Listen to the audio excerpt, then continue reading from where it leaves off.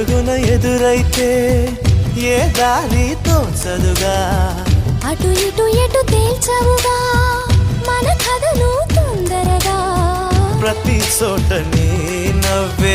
పిలుస్తోందిగా నన్ను దాటి వెళ్ళలేవు నిన్ను నువ్వు దాచలేవు ఏమి చెయ్యనయ్యో రామా